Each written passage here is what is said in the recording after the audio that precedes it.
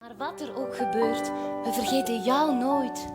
Jij gaf ons alles, jij maakte alles mooi. Misschien denk je later nog eens aan die malle meiden. Misschien neem je iets mee van wat we zeiden. Toen we zongen over liefde en verdraagzaamheid en over oma. Misschien ben je ze nu kwijt. Misschien laat jij nu de tranen die zij verborg toen je haar oma's aan de top zong.